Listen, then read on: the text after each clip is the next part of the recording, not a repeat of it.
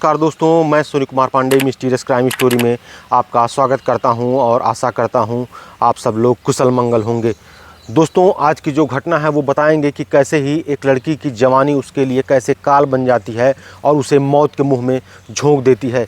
दोस्तों, एक लड़की, एक बाप उसका सिफारिश करता है और कहता है अपनी बिटिया से कि आज मैं रिलेशन में जा रहा हूँ और तुम जाओ और एक बकरी को चरा के ले आओ जंगल के पास, क्योंकि बकरियां घर पे रहेंगी तो भूखी रहेंगी। दोस्तों, इस पूरी घटना में वो लड़की कैसे अपने प्राण गंवा देती है, इस पूरी कहानी को समझने की कोशिश करेंगे। अगर आप दोस्तों नए हैं तो चैनल को ज़रूर सब्सक्राइब करिएगा, क्योंकि इस तरीके की घटना आपको रोज़ मिलती रहेगी और आपका एक सब्सक्रिप्शन हमारे हौसले को मजबूत करता है। दोस्तों, जो आज की घटना है वो घटना होती है राजस्थान का एक ज़िला लगता है भीलवाड़ा, और भीलवाड़ा में एक जगह होती है कोटड़ी थाना, और कोटड़ी थाना के अंतर्गत एक किसान होता है जिसकी एक बिटिया होती है 17 साल की। घर का माहौल काफ़ी अच्छा होता है, वो घर से बाहर निकलते हैं और वो रिलेशन में जाने की तैयारी कर रहा होता है। वो अपनी बिटिया से कहता है कि बेटी तुम आज जो है जाओ जंगल में और बकरी को चरा कर ले जाओ। दोस्तों, वो बकरी चराने के लिए तो जाती है दोपहर के 12 बजे, लेकिन शाम को 3, 4, 5, 6 बज जाते हैं, वो वापस नहीं लौटती। बकरियां वापस आ चुकी होती हैं लेकिन लड़की वापस नहीं लौटती है। इस चीज़ की घटना को देखकर उसकी माँ, उसके पूरे परिवार के लोग सहम जाते हैं। पूरे गांव में ढूंढा जाता है, पूरे कस्बे में ढूंढा जाता है, लेकिन उस लड़की का कोई पता नहीं चलता है।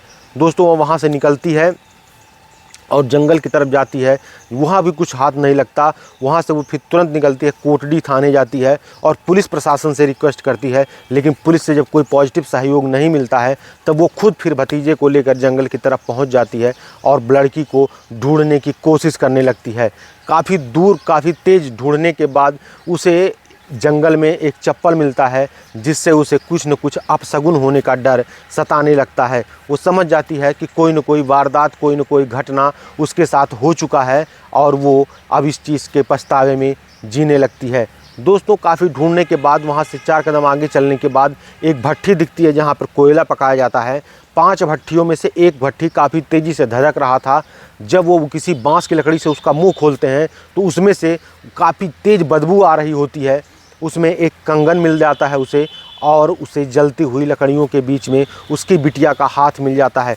दोनों पहचान जाते हैं और दौड़ते हुए, भागते हुए वहाँ के प्रधान के पास पहुँचते हैं और गुहार लगाने लगते हैं कि मेरी सिफारिश करिए, मुझे बचाइए, मेरा बेटी के साथ लग रहा है कोई अप्रिय घटना हो गई है और पुलिस मेरा कोई सहयोग नहीं कर रही है। दोस्तों, प्रधान उसे लेकर कोटड़ी थाने पहुँचता है और कोटड़ी थाने के पास जब पुलिस से रिक्वेस्ट की जाती है तब पुलिस के पास एक सादा पन्ना तक नहीं होता है कि वो उसका सहयोग कर सके। शायद उनकी भावनाएं ऐसी नहीं होती हैं जो सहयोग की भावनाओं को दर्शाती हैं।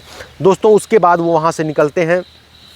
पुलिस प्रशासन जब उस चीज़ को, उस घटना को अब social media, print media, news में काफ़ी तेज़ी से राजस्थान में वायरल होने लगता है, तब पुलिस प्रशासन, सरकार जागती है और दबाव बनता है जब पुलिस पर, तब पुलिस वहाँ से निकलती है और ढूंढने की कोशिश करने लगती है। जब पुलिस वहाँ पहुँचती है तो वहाँ पे भीलवाड़िया प्रजाति के एक जनजाति के लोग रहते हैं जो कोयला पकाने में मदद करते थे। वो उन्हें देखते हैं, भागने लगते हैं, और जब भागने लगते हैं तो पुलिस उसको शक हो जाता है। दोस्तों, उसी में से एक इंसान होता है जिसका नाम होता है रंगलाल, और रंगलाल को जब पुलिस पकड़ती है तो पता चलता है पुलिस, उसके 2 लड़के होते हैं जिसका नाम कल्लू और दूसरे का नाम कान्हा होता है। दोस्तों, कल्लू करीब 25 साल का होता है और कान्हा करीब 17 साल का होता है। दोनों को गिरफ्तार कर थाने लाया जाता है और जब पुलिस अपने तरीके से उन्हें रगड़ कर पूछताछ करनी शुरू करती है तब कल्लू बताता है कि हाँ, उस लड़की के साथ उसने क्या क्या किया है। जब पूरी घटना, एक एक बात वो बताता है तो पुलिस के ही पैरों के नीचे ज़मीन खिसक जाती है। दोस्तों, वो लड़की जब वो जंगल में जाती है, उसे वो लोग देखते हैं, वो काफ़ी सुंदर होती है, काफ़ी सुशील होती है, जिसकी अच्छी खासी पर्सनालिटी, लोग उसे गांव में हीरोइन कहा करते थे, जिसकी हाइट करीब 5 फुट, 5.5 फुट की हाइट थी। काफ़ी सुंदर थी, काफ़ी हैंडसम थी। उसकी सुंदरता उसके लिए काल बन जाती है और कल्लू उसे देखकर अपने आप को रोक नहीं पाता है। अपनी हवस को पूरा करने के लिए उसे खींचकर जंगल की तरफ ले जाता है, उसे उसके साथ जबरन बलात्कार करता है। उसका बलात्कार करने के बाद उसके बाद कान्हा भी उसके साथ बलात्कार करता है। दोनों भाई मिलकर बलात्कार करते हैं और उसके बाद जब वो चिल्लाने लगती है, कहती है कि सारी वारदात, सारी बात को वो अपने घर पे पुलिस प्रशासन को बता देगी, तब वो इस चीज़ को सहम जाता है, डर जाता है। उसके बाद वहीं पास पड़े एक लठ से उठाता है, उस लड़की के सर पे वार कर देता है। लड़की बेहोश हो जाती है, वो समझते हैं कि मर चुकी है। उसी के बाद डर से उसको घसीट कर लाते हैं और एक भट्ठी, 5 भट्ठी में से एक भट्ठी में कोयले में आग लगा देते हैं और उसे डालकर पूरा अंदर से आग झोंक देकर उसका मुंह बंद करके वहाँ से लौट जाते हैं। जब वो वापस लौटते हैं उन्हें उस बात से संतुष्टि नहीं होती है, उन्हें लगता है कि लाश पूरी तरीके से बॉडी उसकी जलेगी नहीं। उसको आते हैं वापस और फिर निकालते हैं और धारदार हथियार से काट कर उसके 20 टुकड़े करते हैं और ले जाकर पास की नहर में उसे छिपा देते हैं।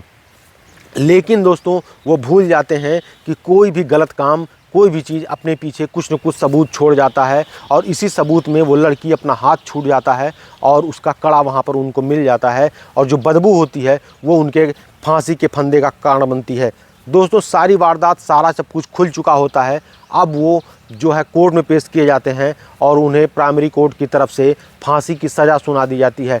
दोस्तों ये सज़ा अभी भी विचाराधीन है, दोनों भाई जेल के सलाखों के पीछे हैं और कब उन्हें फांसी दी जाएगी ये इंतज़ार करने की बात है। दोस्तों कहते हैं कि संस्कार आपको गलत काम करने से रोकता है, लेकिन आजकल के लोग अपने संस्कार विहीन जीवन में मनुष्य जानवर से भी बदतर हो गया है। दोस्तों इस घटना, इस कहानी को सुनाने का उद्देश्य किसी के मन को आहत करना या परेशान करना नहीं है, ताकि आप सजग रहें, सतर्क रहें और अपना विचार इस कमेंट बॉक्स में ज़रूर बताएं। धन्यवाद दोस्तों, नमस्कार।